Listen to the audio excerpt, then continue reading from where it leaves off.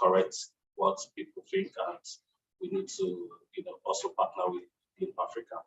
So we are very excited about our collaboration with Africa as the airline partner for the UDF service, because our corporate ambition is to be the most innovative, customer-centric, and sustainable material chemical company.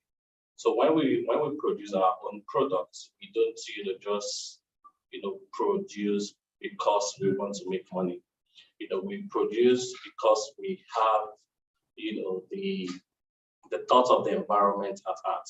We're not bringing human solution just for the sake of profit making, but we're bringing human solution in order for it to go into other different aspects, including sustainability, and that sustainability is also included in our ambition as a company.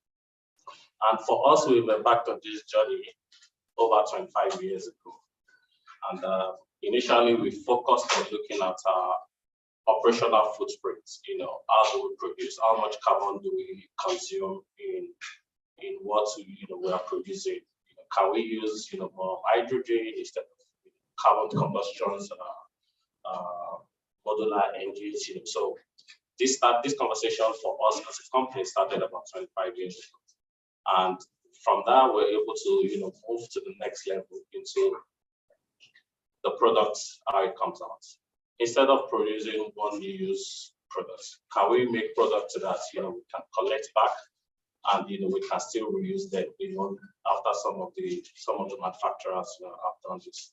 And this is better than 2025 goals, and we've been able to put this into our own blueprint thinking and collaborate with other people of like minds and organizations of like minds, to achieve some of this transformative change we really want to see. So, in 2019, we said, okay, this is the 4 areas we want to look at: climate change, circular economy, sustainable materials, and we came with the focus of closing the gap and stopping the waste, because at the end of the day, this waste are what is contributing to all the issues we have. And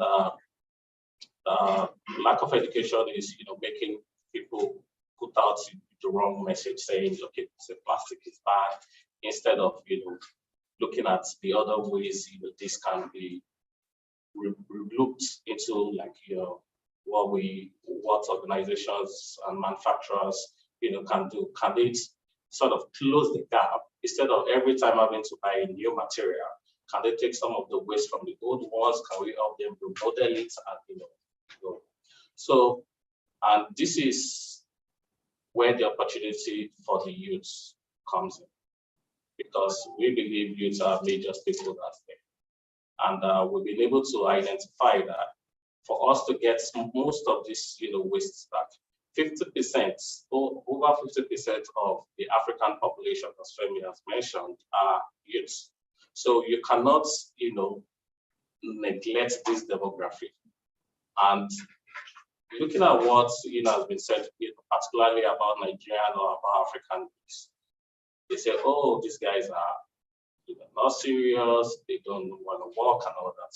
But we see an opportunity for them to join the conversation, and also to sort of even make a living for themselves in this area. And one of these ways we've been able to do is to set up different projects across Africa where the youth, who are the major stakeholders, can participate in. So we collaborated with majorly with Deep Africa, and as well with some other organizations across Africa to help us channel this message to the right space. And now that we have the youth self-service, this provides like a great opportunity to further communicate this. And we're partnering with youth so that we can create more social impact and advance a sustainable solution into all communities. As the win for this type of conversation is not one just on like a bigger platform. we need to look at, the communities, the small streets in the area, the small beaches, in the areas. How can you get people in this area, to participate and contribute their own little quota? And that's why this partnership, with Leap Africa and with, the Youth Day of Services is very important. And with a few collaborations, we've done, we started seeing results. We ran a few projects, recently at Covenant University, where we went to check one of the projects we're doing. And this project is going to be using waste pure water sachet and sawdust to make bricks. So we partner with Covenant University, to do this at a certain temperature. They did the research and they found out that they can actually take, waste polymer products and sawdust both ways, to make bricks. And from our last visit to the stage they've gotten, they've been able to, produce the brick. We saw that the bricks are lighter in terms of, their cost. We saw that these bricks are even like cheaper than the normal bricks. And as you can see, Nigeria, maybe the only profitable segment now is the real estate segment. Globally, everywhere is down, but that sector, I'm sure if you're renting a house, they tell you house rent is high. If you're buying one, they could probably contacted you that you're paying more. So with projects like this, we expect that it will bring down the cost. It's a win-win, for everybody. We are closing the gap. We are stopping the waste, and we are helping even the real estate, investors reduce their costs, as well. We also have, several other projects like Project Reflex in Guinea, in Nigeria, in Ethiopia, in Kenya. We also have Mr. Green, in Kenya as well. Mr. Green also, it's a similar project, but they are taking, waste and they are using it to make PCT. PCT is the post-consumer recycling. So instead of this, you can take 10% of the PCT, mix it to like fresh new raw materials, and use it to make your plastic or use it to make your adhesives, sort of. So these are like some of the projects we're doing, and we're very grateful for this opportunity and to collaborate with Pan-African youths, to collaborate with Leap Africa, and to ensure that we're driving this sort of project and this stuff of conversations in our environment. Thank you. Thank you so much, Adebisi, for that. It's very laudable to see what Dow as a global firm is doing in terms of sustainable production throughout the value chain, and your effort to partner with young people, essentially, even though you're doing that significantly in Nigeria. Right, one of the words that you used a lot is participation. How you are participating within the sector and outside the sector. That's very good. And one of the things I've also heard you say without actually saying is the power and the value of collaboration, which enlightens us. If we didn't have this partnership, I doubt everyone in this room would even know what you're doing and how you're really making that possible. Sustainable solutions, sustainable consumption. And I also know that your sectoral group has a lot to say about what they're doing and would like to share with us as well. So over to you, Ella. Thank you.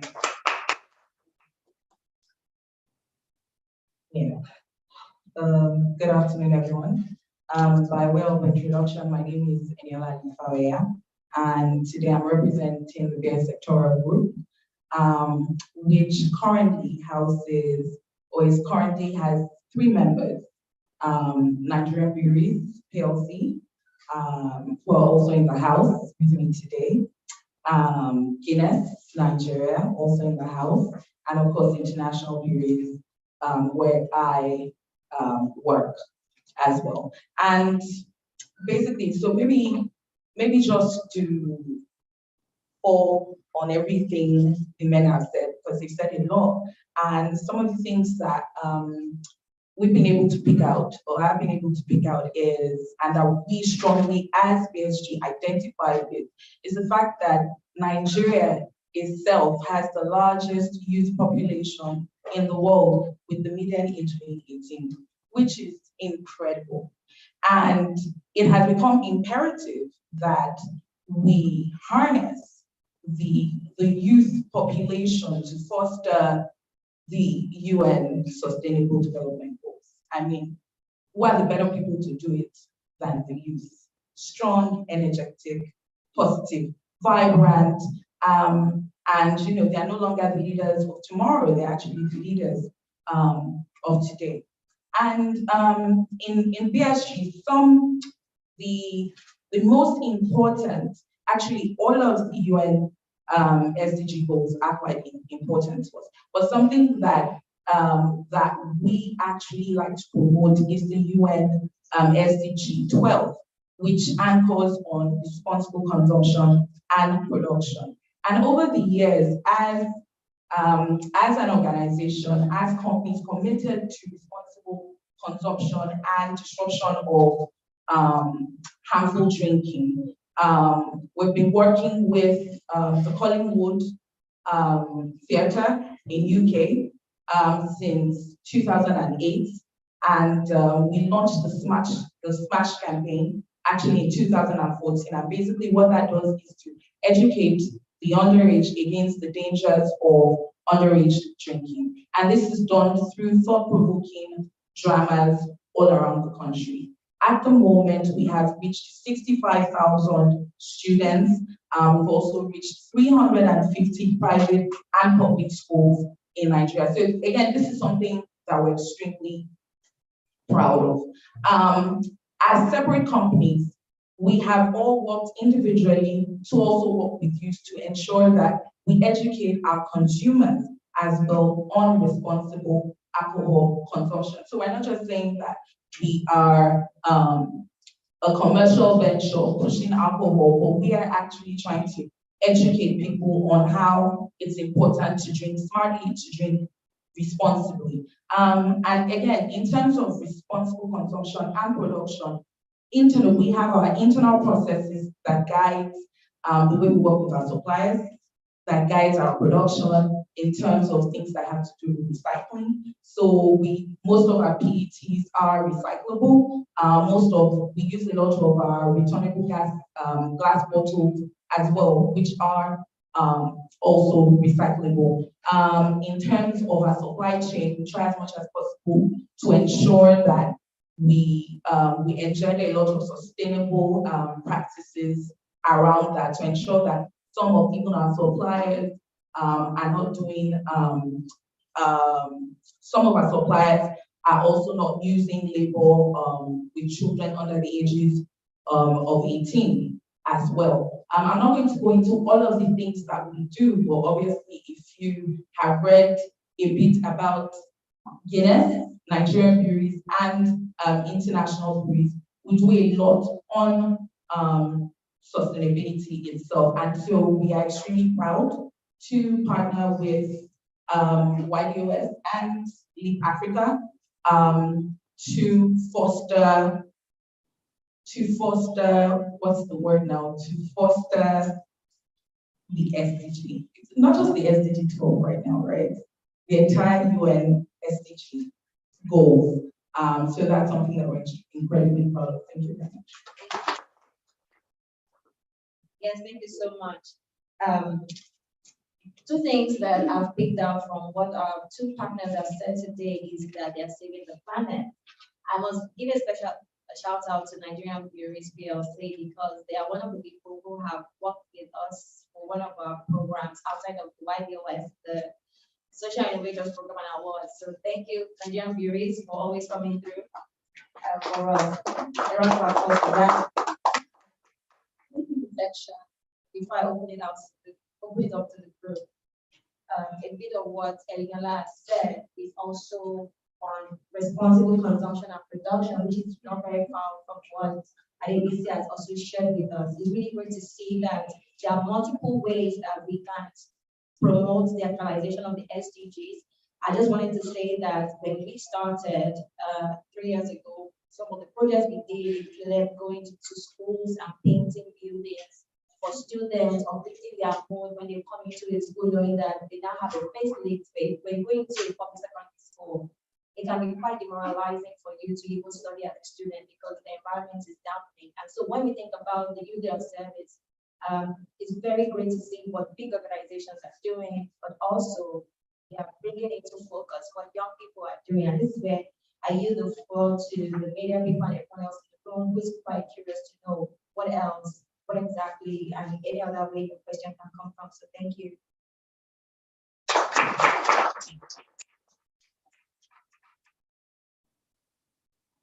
Mine is available to go around the room. Thank you. Your question can come to any one of the speakers today. And online, yes, thank you so much.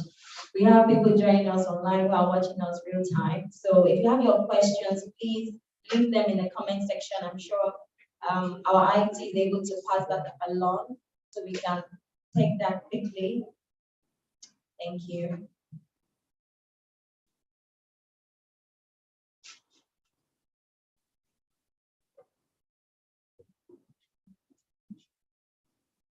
Is there any question online while we wait for this? Not okay. Thank you. Femi, do you want to ask any questions to any of our partners? Well, I can give you a bit more information and maybe throw one question. That works. Yeah. Probably one question we always hear is, what can we do or what can you do? The reality is that within the window or within the spectrum of the Sustainable Development Goals, the 17 goals, there are many things you can do. Many things you can do. We presently have over 3,500 projects that are already registered. Sorry, apologies. We have 510 projects that are already registered on the site. So there's a website, youthdayofservice.org. On that site, anybody can go there, find projects closest to your location and volunteer or initiate your own project. So we have all manner of projects there, obviously, tree planting, beach cleanups, training, capacity building programs. We have creative programs as simple as a football program to sensitize young people about different things in Kenya. We have projects right now in 29 African countries already registered. So these 510 projects are spread across 29 countries. We have 3,500 plus volunteers already registered on the platform in 5 regions: North Africa, Central Africa, West, East, and Southern Africa. Thank you. Southern Africa. The goal we had set for ourselves this year is to hit a minimum of 6,000 volunteers. So right now we are more than halfway. But typically what happens is that most of the momentum is built from August 12th. The projects run from August 12th to 18th. Those are the projects that we track, because August 12th is the International Youth Day. So that entire week of August 12th to 18th is when projects are being implemented. Well, we've seen cases where people implement till the end of August, but that's when the projects happen. So there are different projects. I know one of the targets we have also set for ourselves beyond the number of projects. So we want 2,000 projects minimum. We have 510. So a lot of momentum is being built or should be built in the next couple of days on that. Our goal and our target is we want to plant a minimum of 2,500 trees. So right now we have quite a number of tree planting projects in different countries. So 2,500 trees. But guess what? You can easily plant a tree in your home or in your house or in your company or in your media agency. So 2,500 trees. We also want to collect a minimum of 25,000 kilograms of waste. That sounds like a lot. But I'm sure if you look around your house, you find some kilograms. But 25,000 kilograms of waste that will be collected across. These things are symbolic. So, one question we keep hearing is, what happens? Why are we just focused on a week? Right? So what should we do after that 1 week? There are 152 weeks, or there are 52 weeks in a year. For us, duty of service is an invitation to become a change agent. And from the reports from last year, for instance, when we did the monitoring and evaluation and some of the feedback and reports we got, some people that was their first time volunteering for something outside of their family and their faith-based organization, that they were volunteering for society and community. And they were like, this is exciting. I met new people. I developed new competencies. Personally, one of the underlying things behind the UD of service for us, within that whole context of the spirit of volunteerism, is actually upskilling young people. My career, most of my core competencies, my career was built around volunteering. You know, young people, so if ASU is on strike, ASU is in Nigeria, because I'm speaking to a Pan-African audience, your university is on strike, you don't have the employment that you want.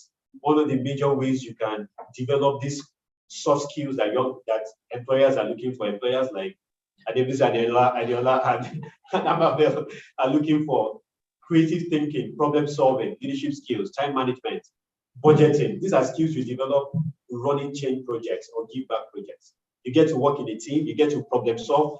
I mean, if you hear some of the project leads talking about their experience running projects, managing people, managing volunteers, because some of those volunteers are meeting them for the first time. They just volunteered online and they now join a WhatsApp group or a Telegram group. Then they meet physically. And they're like, oh, managing conflict, you know. So all of these are some of the powerful things that happens behind the background, you know. And one of the key messages is that volunteerism is one of the ways to engage, educate, and empower young people.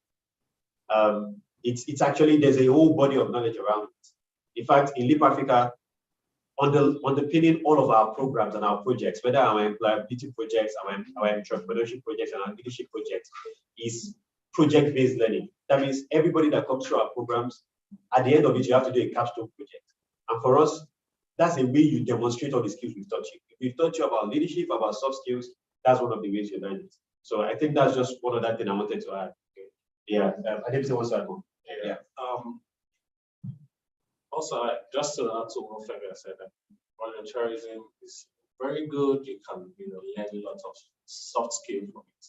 But I also, like to reiterate that there's also a business impact, to all this. Really, we have a partners, for instance, that they use up to 300 metric tons of bottles on a daily basis. Maybe some of them go into their production. So 300 metric ton is 300,000 kilograms. Just to relate to the side in one day of used bottles. And I'm sure a lot of our youth are very social. You go from Akadishala at the beginning to the end. There are like a lot of restaurants there, and they just throw these bottles away with no one taking them off. This is like an opportunity for you to make income, really. And we do all this, but I can guarantee you, we talk about waste and recycling, but we still are not getting up to say a lot of what we need. The more waste organizations can get, the more they can use, and the more waste people can get, the more money for them as well. So voluntary, good. You learn the soft skill and all, but you can even take it to the next level and make it your business. And this is what Mr. Green has done in Nairobi. And that company now, it's a multi-billion-dollar waste business. We can do the same, Nigeria is almost 10 times bigger than Kenya, 10 times bigger. So if you have Mr. Green doing tens of millions of dollars, you can imagine the opportunity, that can be taken care of here. Thank you. Thank you. So thank you both for that. I think that something that we would also want to add, because it got me thinking of people, planet, profit, right? And so in terms of profit, you talked about how this can be a business for the young people. You've talked about upscaling, right? And then so I'd like to talk about the environment. And so the amount of waste that we have lying around just in Lagos alone, and we have, I'm sure everyone can hear me. And we have, the rains are here. And for people that live in the mangrove, the swampy forest, even on the mainland as well, everywhere is flooded. So it's one thing, to be conscious, it's great to volunteer, but it's important to understand why you're volunteering, which has to do with impact. So fine, it's great to make money, but the environmental impact is what you're working on, because it's almost like a vicious cycle, right? So if you decide to pick the waste, great, make money. Yeah. If you do not pick it, eventually it's going to come to haunt all of us, because then it gets flooded. And then before you know, we have collapsed buildings. So again, sustainability at its core is for, thank you. Sustainability itself at its core is for our benefits. So great upskilling, great money, but the truth is, if we are not conscious of the environment, and then, then we'll have no planet to live in. So I'd like to add to what they have said to say, we have to volunteer, we have to be conscious of the environment, not just because of all of this great stuff, but because if we do not do that, then we'll have no planet to live in. Thank you. Thank you so very much. Round of applause, please, as we are winding down. So it's not an option for us to volunteer. Quote and unquote from Emiamba. I don't know if we have any reflections in the room or questions. We do. Okay, please. And there's a question in front as well.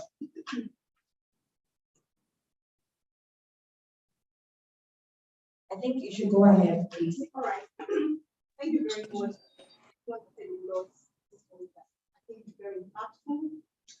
So for me to start with the member of PhD or years like their peers.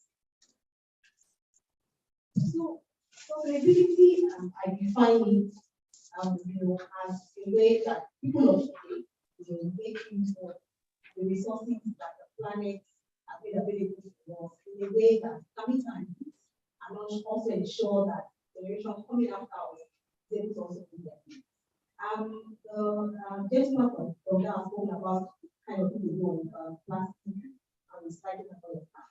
Plastic in itself is not bad, because whether we like it or not, provide a means of livelihood, things that people normally be able to afford becomes cheaper when we use like an alternative source of packaging.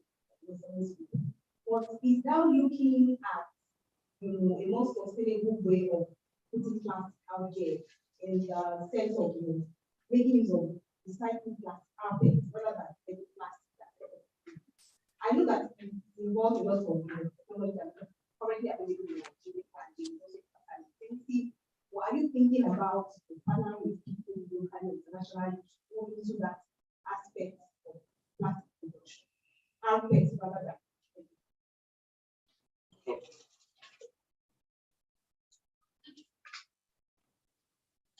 Okay, thank you. Thank you for the question. Like I mentioned earlier, currently, we're partnering with local consumers and organizations. So for Nigeria, now we're a member of FBRA. FBRA is Food and Beverage Reliance Association. I'm sure the Recycling Alliance. So what this organization is doing is, consists of food, beverage, company, and we come together and we have like a focus goal. So, and I think the goal is to take about 10,000 tons, a year. So we're having, this type of conversations, and currently in the next 1 or 2 years, we recently the Alliance invested in a collection center in Lekki, the other side, close to Eleko, where fully 100% funded by this alliance, and where everybody can just, bring the waste and, we can recycle. Also, we have our internal goal that by 2035, 100% of our plastic materials will be recycled by 2025, 100%. So whatever Dow is producing, you're 100% sure it can be reused and it can be recycled. So this is an internal goal, and our R&D, TS&D guys are working, day and night. Every year we measure our success rates. Maybe now it's 10%, maybe now it's 20%, but we're certain that by 2025, 100% of our materials are All right, thank you. We have the question from online now. Hello. Yes, please. Yeah, can everybody hear me? We Yes. can hear you. Fantastic. Thank you very much. Okay, my name is Doinsola Ogunyi, and I'm the founder of the Kids Beach Garden and the Recycling Scheme for Women and Youth Empowerment. And I'm really excited about this tree planting initiative. I'm very excited because on the 26th of November, 2021, which also was my birthday, we partnered, Leap Africa, the Kids Beach Garden, and DAO, we partnered to plant 100 trees on the beach. And to this very moment, we have 100% growth rate because the trees were also adopted. So this is actually an audacious step because we're planting 200 trees in 1 week. We've not done this before, and we're really excited to do this with young people from all over Lagos State. And this has also been very inspirational to me because a lot of children are on holiday, a lot of children are on strike, and everybody is coming together to do something. So we are also very, very useful, even at this time. Thank you very much. We really, really appreciate this. Thank you. Right, thank you, Doing, for that. I'm very proud of the work that you're doing with Kids Beach Club and the other initiative. Is there any other question in the room that we can take now? Okay. Or comments, okay. I know that there's still opportunity for us to interact with our speakers, the Leap Africa, of course, and other team members that are here. And I think with this, we'll try to bring the conversation, press conference to a close as I hand over to Amabel. Is there a question? There's a question. Okay, after the question, then, oh, there are two. Okay, please go ahead then. Okay, so just to check with February, yeah, okay. The initiatives you mentioned online, The projects, closing on the top. Do you mean the registration for projects? Yes. The registration for projects might be open to like 13, 14. But the window for implementation that we're tracking is 12th to 18th primarily. Okay, so what happens after that? Because today is already 10th. Yeah. So what happens after them from what point of view in terms of after 18th? Yes. Okay. So typically after the 18th, people are closing out projects and reporting on those projects. What typically happens is more than 80% of the projects will be executed within that window, and even closer within that window. But we have people that continue post the window to execute projects in the month of August. For us as a community, the continuity plan is to continue to help young people understand what it takes to sustain the things they've started. So for instance, we have Ydos is like a pipeline for us. We're getting a lot of young people to participate and volunteer. From that, they can jump into other initiatives that Leap Africa runs and other partners run.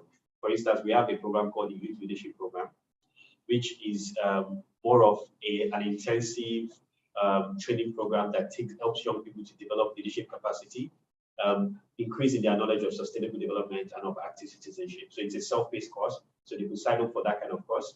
We also have an accelerator program, the Social Innovators program that we work with Union Bank, Sahara, and Nigerian Bridge have supported over the years. That's for those who have moved beyond just ideating and doing one-off things and want to institutionalize the initiatives that they've done. So like I said earlier, that project-based learning is a big part of Leap Africa's work. So give back, whether during the UD of service or our other programs, is one of the things you have to do. But one thing we found is that we've seen people that the projects they did as part of initiatives like a UD of service or our other initiatives like I lead, morph into becoming organizations, right? So for us, just like he said, people have made a living. I'm doing that I just spoke. Upper is actually an SIP alum, Social Innovators Program alum. So IDEA has become an institution and an organization, right? So for us, the expectation is that it's not just one-off. Like I said, it's a message and a mission. The mission doesn't end August 18th. the Sustainable Development Goals continues to 2030. So there are many ways for young people to engage together with Leap Africa, but beyond Leap Africa, with other partners like the BSGs, the DAO Africa, and other platforms. We have a lot of organizations that are working on this. We have Emerging Leaders Foundation in Kenya and a couple of other organizations that are working on this. They have different pathways that these people, these first-time volunteers, can continue in and sustain their efforts and even grow in their efforts to become change makers. We have Meta is one of the partners that is supporting with ad credits. Meta has community building change programs, so you can sign up for those programs. So there are different pathways. So this is more like a funnel to bring in people into this beautiful, enriching, and fulfilling world of sustainable development. And there are many ways for you to engage continuously. And the community remains. We have people that volunteered for the last 2 years, 2 editions, and they're here now, and they're even coming bigger. Doing, for instance, this is a second time doing something. So that's what it is for us. Okay, so maybe just to put it in perspective, I actually asked the question is if it's possible to partner with what's it called, the guys with initiatives before it closes on the 18th. Yeah, it's possible to partner with them because the Nigerian breweries will actually have an initiative that has to do with tree planting. Okay, and that's why I'm interested in this to get more details about it. Yeah, so we are in partnership with IITA and also with Open State's Ministry of Forestry, and we have a roadmap to plant 600,000 trees on exactly on 500 hectares of land. Yeah, between 2021 and 2031. And so far, we've planted about 80,000 trees. And this project is actually taking place in Open State, like I said, at some of the Beach Forest Reserve. And the beauty of it is that we're planting economic trees, trees that are relevant to the host community and to Nigeria at large. And the major focus is to ensure that we maintain and sustain the aquifer where we source water from. Yeah, because if you do the water vulnerability assessments for Nigeria, find out that there are some areas in Nigeria that are water stressed. And these areas include Ibadan, Ogun, Lagos, right? They are water stressed areas. So there's risk of running out of water for production, for business continuity. Yeah, so that's the major reason why we went into this project, right? To ensure that we plant these trees and the trees will help to retain and replenish the water we take from this water river basin, majorly the Ogun or Shun water river basin. Yeah, so it's a big project for us, it's a big thing for us, and it's very important for us as a measure to sustain and reduce negative impacts to the environment. So that's the major reason why I'm asking this question, to check if after the 18th of August it's still possible to partner with the guys that are interested in this reforestation projects. $1 billion, yes, definitely. Because, like I said, these young people, one thing to say is that quite a number of the people initiating projects, their projects are not one-off. They might be a community-based organization, a CSO, or a group of friends, and they do this consistently or periodically. And so the beauty is that the platform stays, the UTofService.org stays. You'd have access to all the names, all the partners, all the organizations. Leap Africa, these are full-time commitment and passion, enabling young people to solve problems and add value. So we would definitely be happy to continue on that note. We have a couple of change makers and social entrepreneurs in our community that are focused on this. Many doings that you can partner with sustainably all year round. Not just in Nigeria. If you want to also plant trees anywhere in the world, primarily Africa, we will help you plant trees. Thank you so much, David. There's Yeah. someone online. I will come back to you in a moment. But Olushola is online. Please, Okay. could we take your question first and then we'll come back to the room? Thank you. All right, good afternoon. My name is Aditi Bolande. I'm representing Olushola. He's currently in transit. So I want to ask him a question rather, based on the projects we are planning over here. So the question is the implementing shirts. Can we add our own logo? So on the t-shirt, she's asking if they can brand it or customize to their taste. Yes, the answer is yes. You can go ahead and do that. Thank you for that question. I think we'll come back to the room now. Yes, your All right, question. thank you. So my question is on behalf of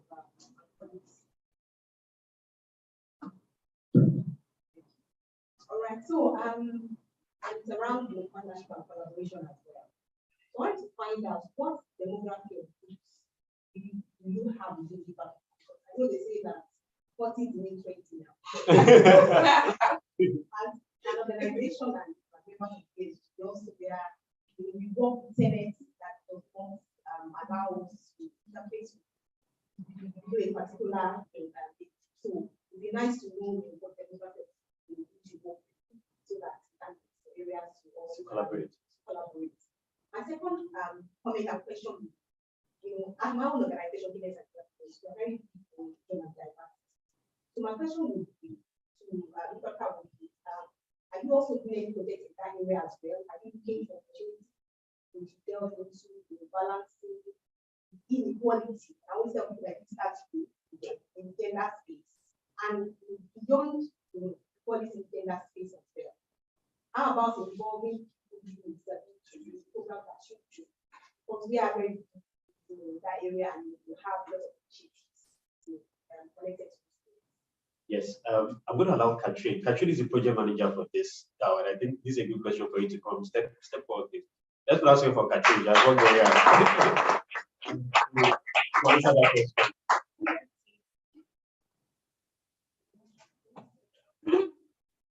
Thank you so much, Vijay, for that question. The person that just came up right now on behalf of Olushola. So Olushola is part of Project Enable Africa, and he works with persons with disabilities. So the plan this year is to have projects in Nigeria and Johannesburg with his help and with their community of alumni to do food drives and also to share sanitary materials with persons with disabilities, widows, senior citizens. For us, reducing inequalities across all categories. We also have certain partners coming abroad, working on gender-based projects. Some are going to prisons in Kenya just to mentor some women. So it's a continuous movement. So after, beyond the Ydos service, we typically will go there, and that's a Ready-Made Foundation in Kenya. We also have Gender Mobile and I'm a Human Organization in Cameroon. Also working with young girls at this time. So it's going to be a one-week event. So we have a mentorship at the very beginning, some training. They have what is called a log box. So this contains setting guides on, as you transition from, the period of teenagehood to adulthood. The questions I need to answer. Here you can find sanitary materials and a couple of other things the young girls need. So they're doing the mentorship to train and hard skills and soft skills, educational skills, and also the log box that I said. And the plan really is human organization of Project Enable Africa, Gender Mobile, like I said, they do this is the one of they do this year long.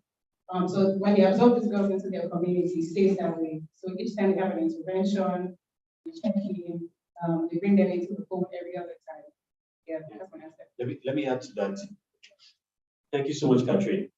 So the beyond even serving people with disabilities, one of the things is that people with disabilities have abilities. So last year we had PWDs volunteer. And one of the messaging this year too is to make sure they can volunteer. Leap Africa has quite a number of communities that are in other projects, that are serving and also partnering with people with disabilities. So we have the Nigerian Youth Future Fund that we're working on with Ford Foundation and Makato Foundation, where it's a pool of resources where we are supporting youth-led initiatives that would advance national development. And so we have some grants we're giving to young people. It's very heavy on gender, very heavy on serving, reducing inequality and ensuring justice in society, very heavy on that. we have, like I said, the SIP community. I keep talking about that. And I think it's very good to mention that in a very big way. That's one of the bigger projects that we run. It's called the Social Innovators Program. So for instance, September 8th this year in Eco Hotel, we'll be running our Social Innovators Conference, where we celebrate youth-led social innovation, those who are doing it sustainably and strategically, to have youth organizations out of it, right? So it's a year-long fellowship that we run, and it culminates in that conference. So within that community, we've done this for, I think this is going to be the 10th edition, the 10th class. So we've done it for 10 years. And so we have an army of over 200 social entrepreneurs working from agriculture to somewhere in the food value chain, to environment, climate, to education, to tech, who are literally almost becoming Leap Africa in their own way, raising hundreds of thousands of dollars to billions of dollars, doing great work, even expanding beyond the country, right? So within that community, we have people serving people with disabilities. We have people working on gender issues. And so this just brings me back to Leap Africa's theory of change. At the end of it all, Leap Africa's job is to inspire, equip, and enable young people. So whether through our training programs, initiatives, advocacy projects like this Ydos, we're inspiring young people to action. Or beyond inspiring them, we have a lot of initiatives that is equipping them with the skills, with the tools, with the resources. Then beyond that, we participate in enabling them. So partnering with policymakers, with youth enablers. So to your first question about the demographic, the age group. Oh, it's so good that I didn't forget that. Yeah, so let me use that to just land this. Let me just say this. What's the official youth age in Nigeria? Let's do a bit of capacity building here. Pardon? Anybody? Media people? You guys like putting us on the spot. Let me put you on the spot. Okay. So prior to 2019, Nigeria's youth age was 18 to 35. But in 2019, there was a new national youth policy that was developed. It has not gone really mainstream, because I think when it was being launched, then 2020 COVID happened. So not too much noise. COVID just came and took everything. But the age was reduced to 15 to 29. So the official youth age in Nigeria now is 15 to 29, which is kind of similar to what UN. So there are different ways you classify young. UN has their own, African Union has their own, Nigerian, different governments in Africa have their own. I won't speak on what is correct or what is right, but in Leap Africa, because we recognize that for many reasons, youth doesn't end at 29 because of the kind of nation we are in. The dependency. Look at ASU Strike. You want to go for a 4-year course, you spend 10 years, you're still a young person, whether you are 30, sorry. But so for us in Leap Africa, we catch them from 14. So we have initiatives like Lead the Way, like I Lead program that catches them from 14. So 14-year-olds are like just 3 SS1 students, year 10, for those who speak non-Nigerian, right? So we have programs from 14 to 35. So our SIP programs caters for the older young people. So the average age you see are like the 25 to 35 on SIP program, right? But our elite program is teenagers primarily, 14 to 18, 19. Lead the Way is mostly 14. In fact, Lead the Way sometimes, we have some parents are really ambitious for their kids to really start learning about leadership. So from like 12, 13, they start jumping into the program, because Lead the Way is focused on privileged kids. Well, because that's the only program we have focused on privileged people. All the other programs are on underserved people, the elites of this world, the school to work and all of that. So that's to help you with the age. So we kind of work in a wide spectrum. But for us, it's not even just about what we do directly. It's our biggest impact is what we are doing indirectly. So we have an army of young youth-led organizations that we support in programs like SIP, the YLP, and other initiatives that we are resourcing, with capacity, with sub-grants, in partnership with a lot of people like Ford Foundation and Makato Foundation or World Connect, that we're supporting and enabling. And they are doing great, phenomenal work across different sectors and different areas, right? Ultimately, our purpose in Leap Africa is to raise young leaders that will transform Africa. So while our own focus might be narrow and limited, they can run their passion, and wherever leadership takes them, they can demonstrate that. Yeah. I think I'm available now, right? Yeah, I indicated that there's a question There's a online. question online. I don't know if you that one and then straight to Amabel. I think Amabe will answer that no matter the question. Then just take it. To be inclusive. Yeah. Please go ahead with your question. Do you have any comments, any questions? Okay. James, please, question or comment, please go ahead and unmute your mic.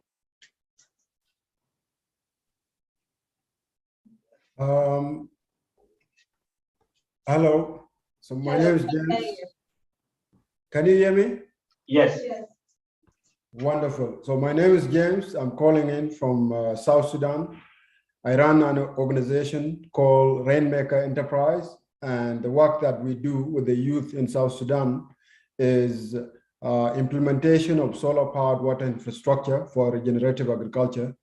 And this year, we actually plan, during this year's Youth Day of Service, we'd like to engage over 100 young people to be a part of a project that we call Green Ring of Hope that we'll be implementing in partnership with Leap Africa to plant over 500 trees that will be enabled to address the issues of desertification and the subsequent result of flooding and extreme droughts, so that we can encourage the youth to actually see the value of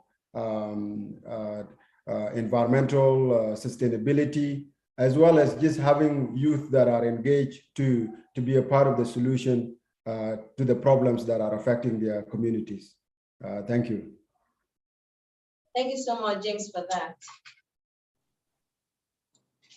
I'm not sure I got the question, but Just a comment, Just a but I think comment, you said there's so- a question as well. Yeah. if there's any question now, we can go ahead with the question there. Well, well done to you, James. Well done. Very well. Thank you. Thank you. Yeah, random question, James. Is that project being sub-granted at all? Yes. Okay. Well done to you. Thank you. Oh, he's an SIF fellow. Oh, okay. My colleague is just telling me that he's also an SIF fellow. So SIP as SIF, as a brother and sister. SIF is SIP that we do with another partner, right? Sarah Foundation. So he's an SIF fellow. But that's good to hear, James. Very good to hear. So, a question. Okay. Senior legal campaigns and global in Africa. He says, thanks for your hard work. Take fantastic initiative for take ownership of very climate issues. He would also like to know how you think the government can strengthen our work around sustainability. How our government can strengthen our work around sustainability. I think there needs to be policies that support people at the ground to be able to implement programs, projects that will drive sustainability. You know, we've been talking a lot about, okay, sorry, I wasn't sure if I was audible. We're talking a lot about sustainable development goals. And I think we talk about it so often in development and humanitarian space that it's become very trendy. And people just say it and they spew it out, but they don't really understand it a lot of times. And I think that, you know, one of the things I would like to stress is the fact that sustainable development goal is not just a UN goal, it's our concern, it's our responsibility. It's something that affects our lives. It affects our future, it affects the future of our families, our loved ones, children yet unborn. So when we're talking about the need to support people, young people, to take action towards actualizing these goals, it cannot be overstated, really. 2030 is in 8 years. If you blink and 8 years has come and gone, sustainable development is going to continue. The need to do things that will keep our planet, keep people prosperous, keep our planet protected will never end. It will be ongoing, it will be continuous. So one of the things that, in answer to that question again, the government, the people, decision makers need to create policies. They need to have the political will to drive change, to drive activism. Now, of course, where there's no political will, we still have our part to play, which is why an organization like Leap Africa, we're doing what we're doing. One of the things that, as we're all talking and I was listening to everyone deliberate, I remember this quote that says, if you want to go fast, go alone, but if you want to go far, you go together. talked a lot about partnership, about Ydos being very partnership and collaboration based and heavy. And that's because I believe as an organization, we are promoting and we're emphasizing the ripple effect of collective activism, of collective agency and collective action. And if you think about the fact that we have young people geographically spread across the continent, doing from micro projects to major projects, tree planting, waste recycling, food drives, the myriad of things that they're doing, all tied to a sustainable development goal. And think about the aggregate impact of what is happening, of what it's going to do. And we're not just thinking about it for the now, just from the 12th to the 18th, but the fact that it will start to build a momentum, a ripple that we expect will outlive us, in fact. And I remember yesterday in our Ydos meeting, we had this, we talked about a tree planting exercise we want to do this week as staff of Leap Africa, because, we have to lead by example. Yeah. And there was an analogy of planting trees. And it just occurred to me that, it's very analogous to what we're trying to do, which is you plant a tree and you may not be there when the tree finally grows up to what it becomes and starts bearing fruit. In fact, the people who will benefit mostly from the trees are probably not even enrolled in the schools that want to plant the trees in. And it tells me that, it reminds me of a quote that said, great leaders are people who plant trees whose shade they'll never sit in.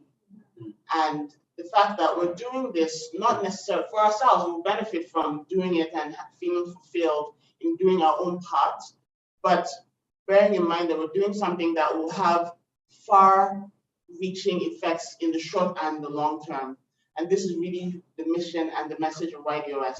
We can do a lot together. We can go far together. Sustainable development is something that will always be important to us, will always be something that we need to focus on. So let it not just be that Ydos just starts and then after we leave here, we've said, oh, that's a nice press conference, but that each and every one of us that's gathered here realizes that it's something that we can do individually or collectively, and we can galvanize action in our communities and our families.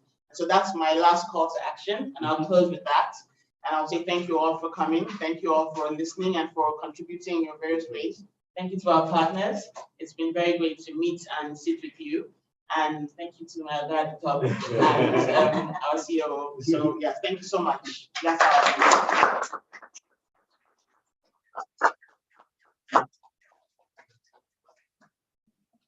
Thank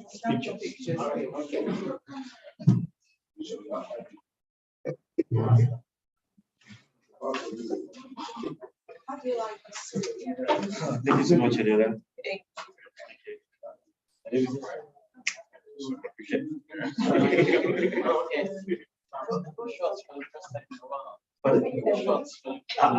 So imagine you're pretty sure what Kelly, do you want to swap? Yeah, let's swap. Yeah, let me get the balance. Oh, yay. Just make me more smaller than I want to be. Sorry guys. Let's want to be excited. We should see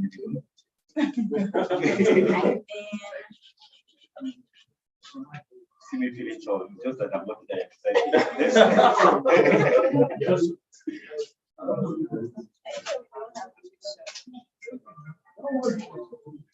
Don't worry. I guess they will just.